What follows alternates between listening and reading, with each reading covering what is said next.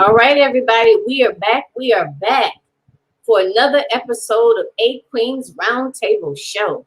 And I am so excited. Well, I get excited every time, but I have an awesome guest with us today. So before we get started, let me just do a quick introduction. Again, this is Eight Queens Roundtable Show, which was happening every second and fourth Sunday of the month. Starting next month, we're going to be rocking every Sunday, with the exception of holidays. I am your host, Jacqueline Kabah Harrison. And remember, the point of Eight Queens Roundtable is bringing entrepreneurs onto the show to just talk openly and honestly about the ups and the downs of entrepreneurship, because we know there are ups and downs, right? Everything is not always smooth sailing. So I give my guests an opportunity to, share their stories and actually share what different tools and techniques, if you will, they have used to overcome any sort of obstacles that may have gotten in their way. All right, so I'm so glad that you decided to tune in with us today. And without further ado, I'm going to let my special guest introduce herself. So, Miss Tiffany, if you go ahead and introduce yourself and just tell us a little bit about yourself and your business, of course, who you serve and how you serve. Hi, everybody. My name is Tiffany Lewis English. I am the proud owner of Grace of Hannah Infertility Support, as well as Hannah's Heart Fertility LLC. I am a certified holistic fertility doula. I am also a certified birth doula, and I am a nurse. I am a wife, and I am a praying mommy in waiting. Nice. Ooh, when I think of doula, I mean, that just, to me, just, all hats go off to you, because I would assume, well, you help women, whether they're choosing like a natural birth, like, at home, or whether they're doing kind of like a traditional, birth in the hospital. You're still there in the system. Yes. Okay. That's awesome. So just to kind of ask you a couple more questions about how you serve. So you are a doula, yes. And do you also do coaching as well? I do. So a part of my job is to just make mom as comfortable as possible, to speak positive affirmations, to set an atmosphere that is calm and conducive to a stress-free delivery. So I'm doing all types of coaching, massages, just whatever it is that can make mom completely comfortable during this time of giving life. Oh, wow. So now, how long have you been doing that, Tiffany? I have been a holistic fertility doula for a year, and I have been a birth doula a little under 6 months. Okay. All right. So go ahead and share with us, how did all of this come about? So in 2017, I was diagnosed with endometriosis and infertility.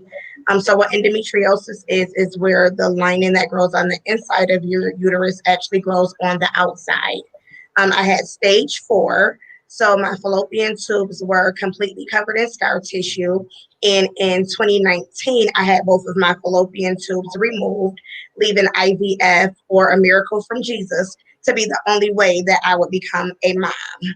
And so I prayed to God and I asked him what was it that he was trying to teach me through this process, because I'm a firm believer that nothing we go through is just for ourselves, and that our battles and our truth will equal someone else's victory. And so I wanted to know exactly what he wanted me to do. He gave me the vision to start the Grace of Hannah Infertility Support Group first. And that was just to help families who were in need. This was a shock to my husband and I when we got the diagnosis. It wasn't something that we planned for. IVF can be really expensive, and we didn't just have the money saved to do a round of IVF. And so God gave me the vision to create what I was looking for at a time that I was going through.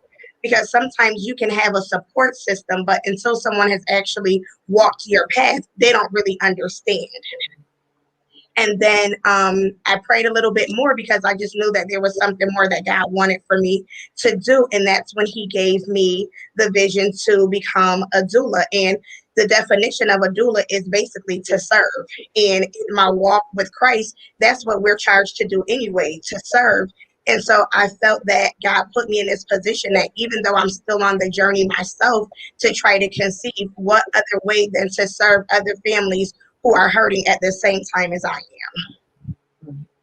So just for people that don't know, and to make sure that I'm clear, the acronym you're using is I, V as in Victor, F? Yep, IVF, so it's in vitro fertilization. So it's where they will have to remove my eggs and inject my husband's sperm and fertilize our egg in a petri dish. And after day 5 of the egg fertilizing, then they can put it back into the uterus. Okay, that's what I thought, but I just wanted to make sure. Okay. Yes. So it's so interesting that, what should I say? I think it's awesome that you do this because, like you said, there probably was a lot of people around you that wanted to support you and probably did support you, but it's a totally different thing to get that support from someone that's actually been there, done that, so to speak. You know what I mean? And so now I'm with you. I see now more how everything kind of evolved. Yes. Now, so do you practice? What state are you located in? I'm located in New York, Rochester, New York. Oh, you're in Rochester. Okay. Yes. So now, do you do in person? Well, I would think in person, and then do you also like complement it too with online like support services and so forth? Yes. So if in the event that I have had clients out of town, and so I offer a package where I can do a virtual birth where I'm still giving you the same atmosphere as if I was there. We go through a birth plan, and it can consist of what type of music you may want playing. I'm on a screen just like we are now. I'm advocating for the birth parents while the support person is actually there physically taking care of the birthing mom. I am advocating, speaking with the doctors, speaking with nurses, still able to monitor vital signs, baby's heart rate, all via Zoom. And then I also do offer in-person live face-to-face births. But in the beginning, I do all of my consultations and all of my birth plans are via Zoom. Easy and convenient. Yes. So, if you don't mind me asking, like, how many women have you assisted in this process so far? So as far as the holistic fertility portion, which is just me helping women to try to conceive naturally, I have helped one, but I have had 3 successful births, live births. Wow, Yeah. Awesome. Yes. Okay, so tell me, I'm so excited. This is so interesting. So tell me a little bit about the holistic piece. When you what all does that entail? Without giving too much away. Okay. So when I first was diagnosed with my endometriosis, it was told to me to try a different diet. A lot of foods that we put into our bodies can subject our bodies to go through different changes. And so I started looking into more of an organic diet, more of just taking, the occasional glass of wine out of the diet, because so many different things just triggers your body and triggers your blood flow. And, women have had issues with heavy, menstrual cycles.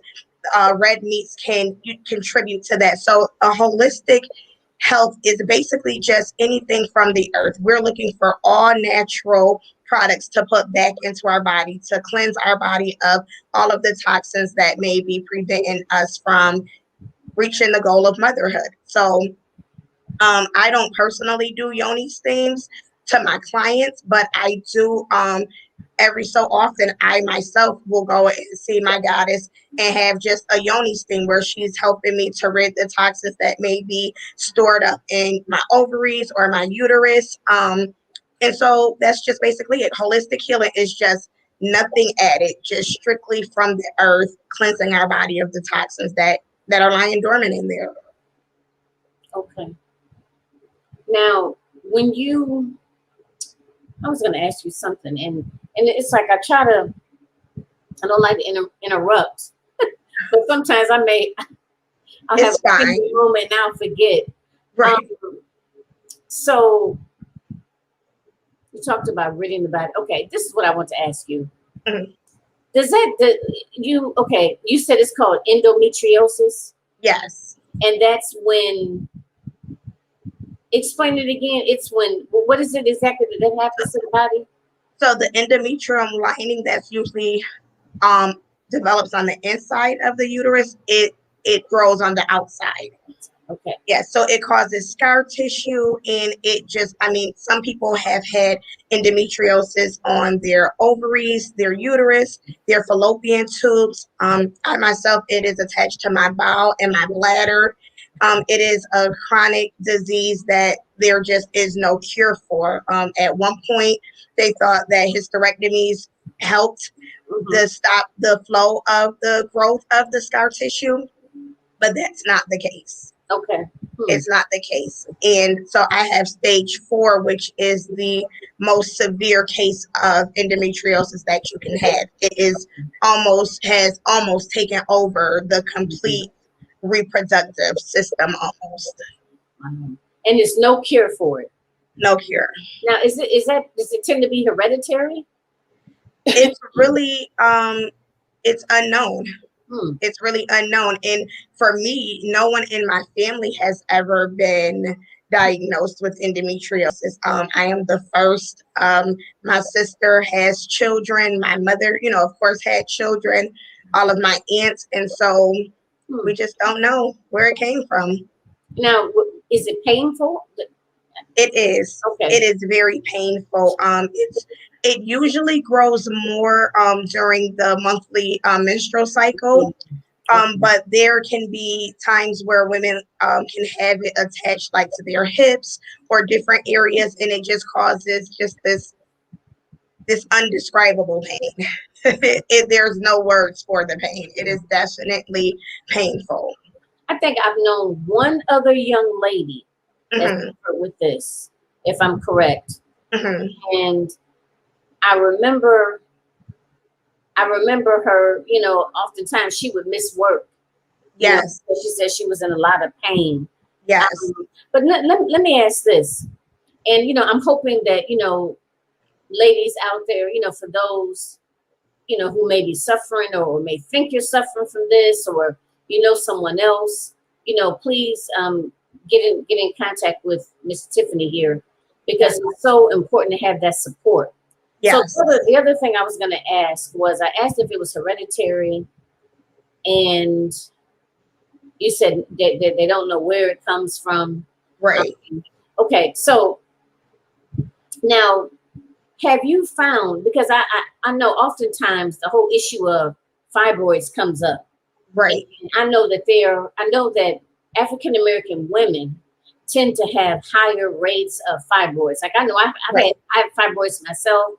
I know a lot of, at least a handful of people that have, fibroids, and that it interferes with them being able to get pregnant. Where they've actually been told, like, listen, you got to hurry, we got to remove this. You got to hurry up and do it before they come back, blah, blah, blah.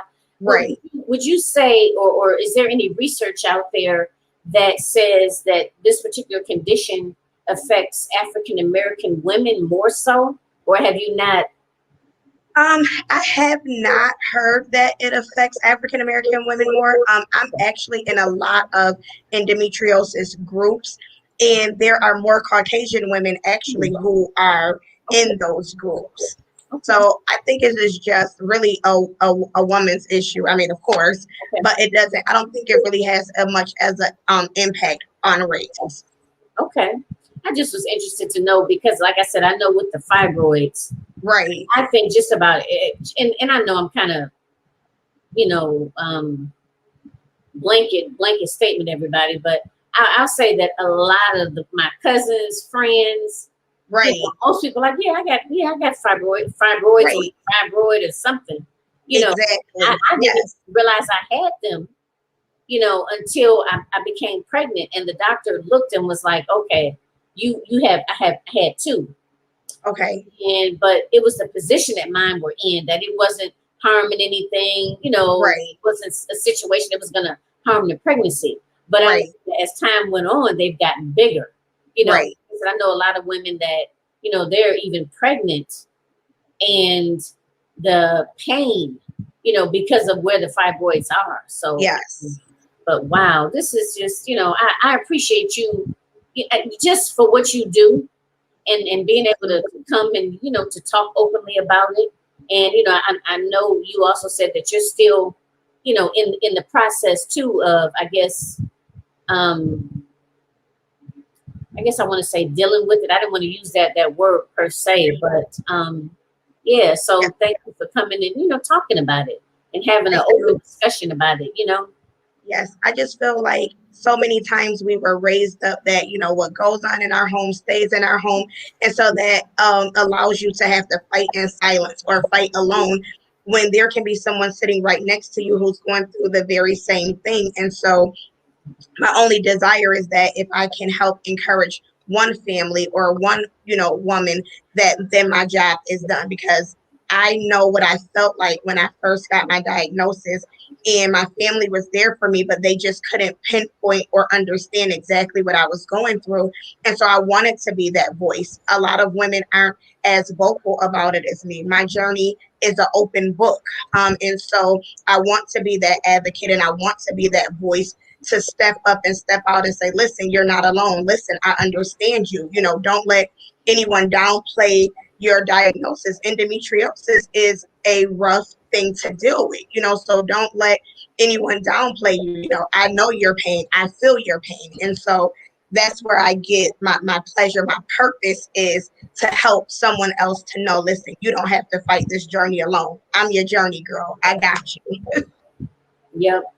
And just, like you said, just having that extra support. Right. And I'm glad that you brought up the whole piece about, what happens in this house stays in this house. Those are my words, because I know I'm saying that all the time.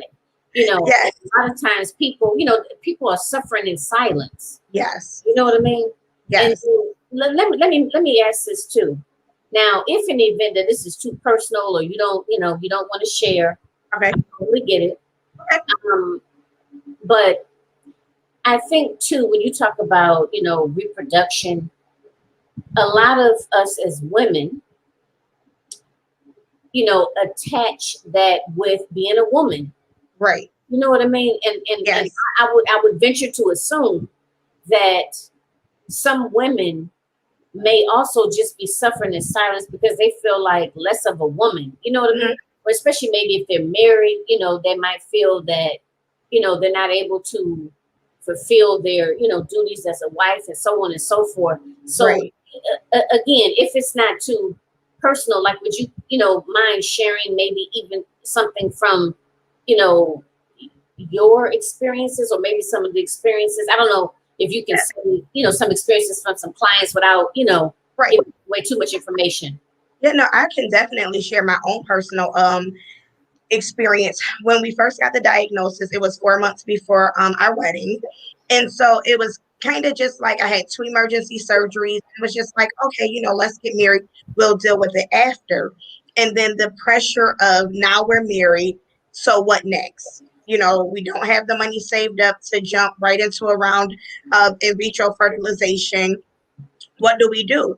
And I definitely went through the period of not feeling worthy. I questioned if I wanted to be married. I had numerous of conversations with my husband, letting him know, listen, if you don't want to continue with this marriage, I'm okay with it, because my sole purpose is to be able to, be fruitful and to multiply and to give you children. And although my husband has 2 children already, he has 2 older sons, there's just a difference of, you get raised up, that you get married and you have kids and you start your own family. And so I went into maybe a form of depression, a form of, I wanted to just block my husband out. I didn't want to be intimate, because I knew that at the end of the day, I would not be pregnant. And so why put myself through the thought process or the pain or any of that would come attached with that. And so I would say for maybe 6 or 7 months, I just really dealt with the struggle of, I don't know if I want to be a wife. This isn't what I dreamed. Isn't what I've had planned for my future. And so I don't know if I want to go forward. And God had to really take me through a journey to heal me, because I couldn't be of help or healing to another woman. I couldn't be of help or healing to my husband until I healed myself and came face to face that, listen, if God brought me to it, then he's going to bring me through it. And so I am so open because I know what it felt like to say, how do you say to your husband, I don't know if I want to be married because I can't give you children? Or I would say to my sister, listen, you got to pray me through because I don't know where I'm going. I don't know what I want to do. The sight of him makes me sick. I don't know what's next. And so I am open because I want women to know, listen, it's okay to have those thoughts. I got your back. The times that you feel like you can't pray yourself through, it's okay because I'm covering you. I got these words going out to God for you because I understand it's not easy. Yeah. Yeah. Well, thank you for sharing that. You're And, welcome. I'm pretty sure a lot of people, a lot of women have those same sorts of thoughts, ladies, whether you're going through this in particular, fibroids, or, maybe, having multiple miscarriages. Right. So this is, so reach out, get involved. So you know what, before we go any further, just let them know exactly how they can find you. And, I don't know if you have a Facebook group. I do. So I have a Facebook group. It's called The Grace of Hannah Infertility Support. We have a Facebook page. And then I also have my business page, which is Hannah's Heart Fertility LLC. We have an Instagram page, which is also Hannah's Heart Fertility LLC. And my Facebook is open. If you feel that you aren't ready to have a group setting, I am always willing to have you personally inbox me. I have a business phone line that literally operates 24/7. Like, I am so sincere when I say that if you need me, I am there. So if you need me, you can definitely find me. So here I am. I'm a social worker, clinician, y'all. So I have so many questions. That's No, just you're my fine. nature. So the IVF, Yes. is that covered by insurance, or do you have to pay out of the pocket for that? So in New York State, for the longest, it was not covered. And then there was the option in 2020, they did begin to cover it, but only big companies were required to carry it. And so for me, I'm a travel nurse. And so I work for a travel agency that is based out of Florida. And so my job does not cover the IVF. And in the beginning, I was completely like, oh, I need to find a job that'll cover it. And I did, and I hated that job. And I tried to hold on as long as I could just to be able to go through the procedure. And God just had a whole different direction for me. And so I have come in complete confidence that when God says it is so, it will happen. I won't have to look for it. It will find me. My only duty right now is just to continue to serve those women who need me. But and that is a stressor of most families because the insurance companies do not cover it. And, for a standard round with meds included, it is probably about maybe $20,000. And that is with, the hopes and prayers that one round works for you. One round. Okay. And what does one round include? So one round would be the removal of your eggs. So the medications, the removal of your eggs, and then them placing the eggs back inside of you. So for me, I'm 38, and so I have a lower egg production. And so every so often I'll go and I'll have an ultrasound done to see how many follicles I have, which are the eggs before they completely develop. And so for someone like me, I don't have a lot. And so my hope is, okay, if we can get 2 eggs, Lord, please let one be able to fertilize for me to be able to become a mom. And so in the event that it doesn't, then you have to go through another round. So that's what it means when a round. If the first one is unsuccessful and you have to do it again, then that's a second round. Or some women will get a lot of eggs and they freeze them. They may have one baby this year and then maybe in 2 years decide, okay, you know what? I want to take out one of my eggs and have it placed, in my uterus. So that is also considered another round. Okay. And then the one round is 20,000. Yes, but so if you have your eggs and they are stored, I believe you can transfer up to 2 eggs on one round. So in the event that, let's say, I get pregnant with my first egg and then I say, okay, I'm going to put another one in, that one round is covered. And then if those don't work, then now here you are with another round. Okay. Okay. Yes. All right. Hmm. It is complicated. It is complicated. It is stressful to say the least. I was gonna say, yeah, that sounds very stressful and anxiety provoking. Oh yes, and I mean but it's doable. You just have to, I guess, ask yourself how bad do you want it, because it is doable. Okay. All right. Okay. So, ladies, if again, if you need support or you have any questions or concerns, she's a good person to reach out to and just basically get the support that you need so you don't, it's best to be informed as Right, well as, like know the pieces to the puzzle, what the options are, and right. get that support, throughout the process, whatever you decide to do, Yeah. whatever you decide to do. So I'm looking at the time. So, Tiffany, is there any do you want to share something with the ladies, like a particular, I don't know, some different tools or techniques or anything in particular that you want to share with the audience?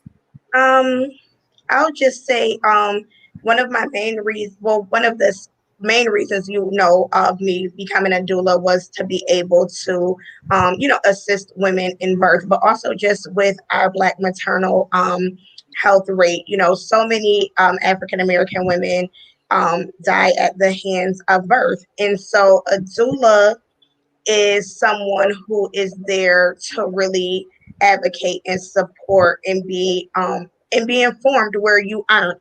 And so if I can just encourage anyone who is on a path to getting pregnant, or if you are pregnant, a doula or a midwife is like number one on my list of must-haves going into this next stage of your life. We are there to be your voice when you can't. I absolutely love being an advocate for others, because there are times when mom is just too weak to say, I don't want an epidural, or she doesn't know.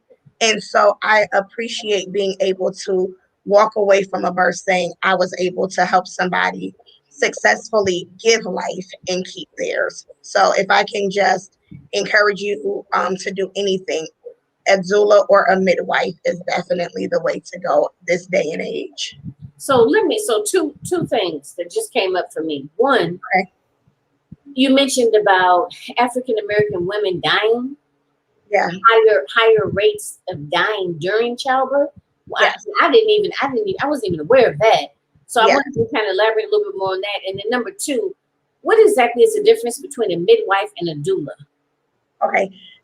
So just probably within the last 5 years, there has just been so many more cases of women who have hemorrhaged out and bled out during delivery and during birth.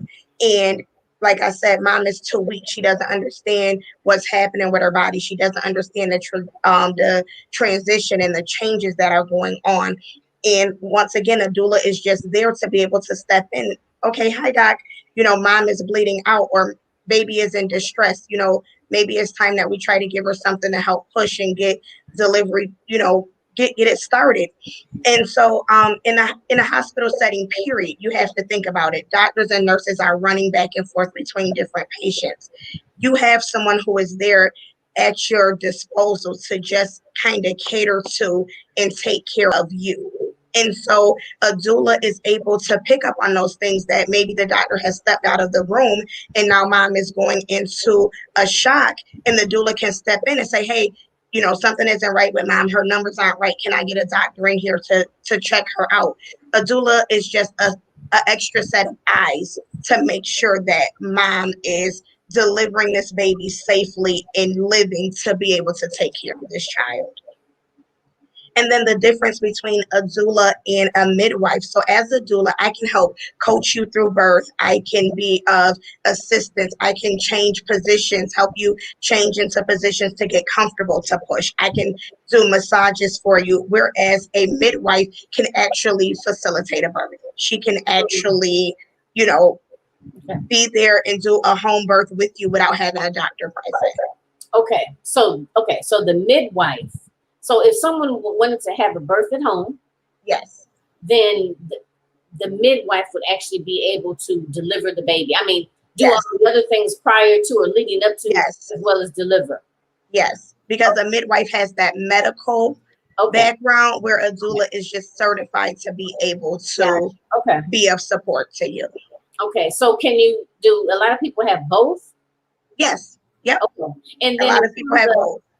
Okay, so ladies, you can have both. Now in the hospital, because I'm just thinking, when I was going through my birth, I don't know why I didn't have a doula.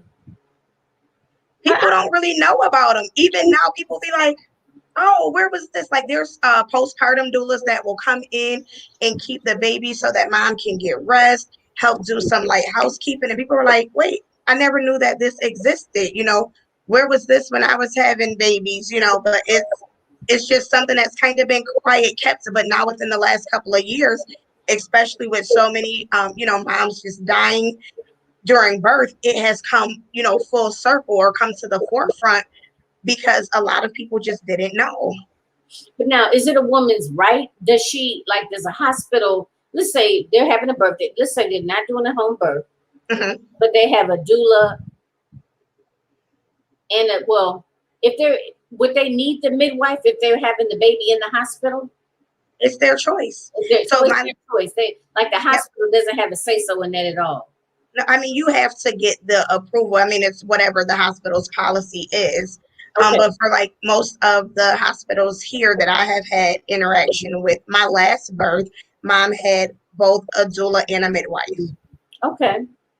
And so I am in there, 24/7 nonstop with her. The doula, the midwife was as well kind of in and out, but I never left her side. We labored for 72 hours and I never left her side.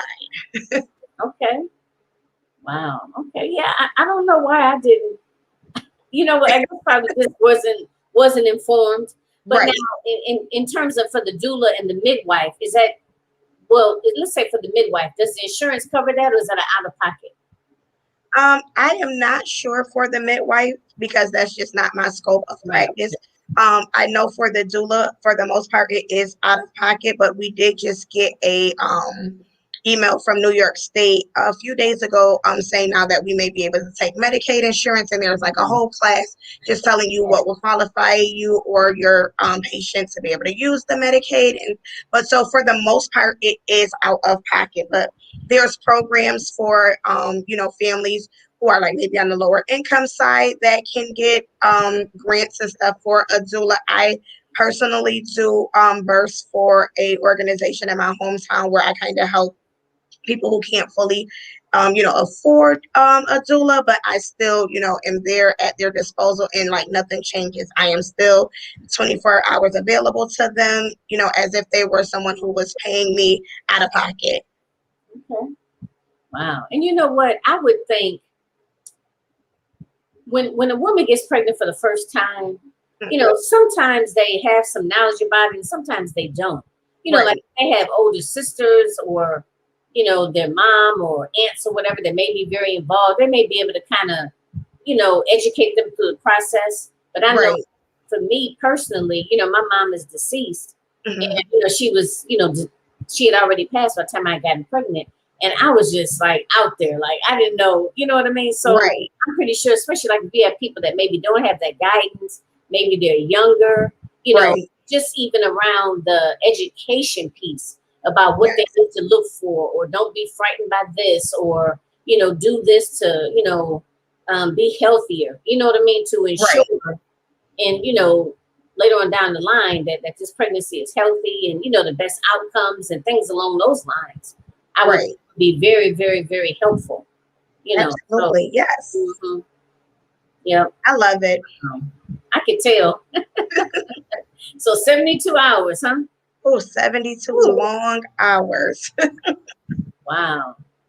Okay. But you know what? I mean, this just goes to show you that, you know, you're passionate about this. You've been there. You know, you've Yes. experienced it. You know, and I know I would definitely want to have somebody like you on my side. You know, Thank you. you know, just in general, because it's a process and it's not always an easy one, right? Right, right, absolutely. You know, so wow. Okay. Well, thank you for sharing. Thank you. Anything else you want to share or mention, or do you have any upcoming programs or anything So like I did. So when I first started my fertility journey before the Grace of Hannah came or Hannah's Heart Fertility, I wrote a 31-day affirmation journal titled Speak Life. Because so many times we focus on the bad in our life and we focus on what we don't have and we focus on not feeling enough. And so I took my time to just be able to create something that allowed women to know that you are more than a diagnosis. And so if you are feeling, like you're not enough, or if you're just feeling that the infertility battle is too much for you to bear, even if it's not, infertility, even though my book says, for women dealing with infertility and infant loss, it is just for any person who needs to be healed from anything in their life that has been tragic. I would just urge you to go onto Amazon and purchase my 31-day affirmation journal. Not only did I feel like I was able to grow through my situation, but I was able to glow through it. Because a lot of times we try so hard to get over the situations that happen in our life when we really need to just grow through them and figure out what is it that God is trying to teach us along the way. yep, to be able to learn from it, you know, Yes, to grow as a person, you know, yes, like you said, but a lot of times, and I get it, if people are uncomfortable and unhappy and, you know, you just want to hurry up and get through it, you know, right. but you're right. You do have to kind of, you know, just take a moment and be able to learn through the process, you know, Yes, and just, I mean, because I'm pretty sure through this whole process, you learned some things about yourself. You've grown as a person. absolutely, absolutely. And then it's also, we have, to be careful of what we say out of our mouth. And that's why I titled the journal Speak Life, because what we say out of our mouth is a seed that grows. And so I only want to be able to speak good things. I only want to sow good seeds so that I can reap this plentiful harvest. And so it's just an encouragement to women all around to, speak life, speak what it is that you want. And if it is lined up with the will that God has for you, He will definitely allow it to happen for you. I like that too. Speak life. Show us the book one more time, and also tell them again where they can find you. Okay, speak life. Speak life. I love that title. Life. Thank you. You can find me on Facebook at Tiffany Lewis English. You can find my infertility support group also on Facebook at the Grace of Hannah Infertility Support. My business page is Hannah's Heart Infertility LLC. And my Instagram business page is also Hannah's Heart Fertility LLC. Okay, excellent. Are you on Clubhouse, Tiffany? So I just got on Clubhouse. I'm still trying to figure Clubhouse out, but I am on Clubhouse, and it's Tiffany Lewis English, I believe. All right, look, I'm with you too. I think a lot of us are just trying to figure it out. Because I go Right. sometimes, and some people get like thousands of followers. Yes. I'm like, I got like 17. Yeah, I'm like, didn't they just open this app up 2 months ago? How y'all get like 2,000 Right. followers already? You know, but Yes. yeah, okay. Yeah. All right. Well, Tiffany, this has been such a pleasure talking with you. So easy to talk to. Thank And you. very informative. I am just so grateful and thankful for you allowing me to share my story on your platform. I am forever grateful to you for this opportunity. Well, thank you. I'm glad to have had you. So, ladies, so some of you may, you know, be tuning in now, although sometimes I may not see the messages, but we'll check back and respond accordingly. So some of you may have caught the broadcast on my personal page or my business page. Tiffany will share it out after we finish here. It's also on my YouTube channel, Realizing Your Potential, Jacqueline Kabot Harrison. You can find it there. And later on, it'll be uploaded to the Women Win Network. Okay. So thanks again, everyone, for joining us. I am your host, Jacqueline Kabah Harrison. This is A Queens Roundtable Show, and it is going to happen every Sunday. So we're moving from every second, fourth Sunday to every Sunday of the month at 3 p.m. Eastern Standard Time.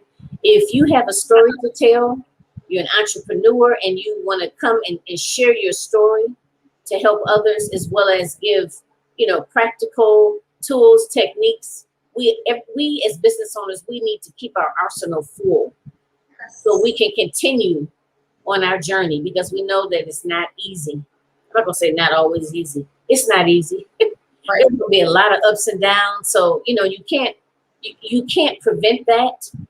Because we're gonna fall. We're going to do things and we're like, why did I do that? And that's okay. But the thing of it is, if you fall down, you got to get back up and keep going, right? Because there's a purpose out there, and people need to hear your story. People will be healed, and people will be inspired by your words. And definitely reach out to Miss Tiffany and grab that book, Speak Life, on Amazon, right? Yes. So definitely do that. And thank you again, ladies, for joining. And see you all, in 2 weeks? Yeah, because we're not going to start every Sunday until July. All right. So thanks again, ladies, and everyone. Enjoy your afternoon. And Miss Tiffany, thank you again. And I'll talk to you soon. Thank you. Bye-bye. Okay. Take care, everybody.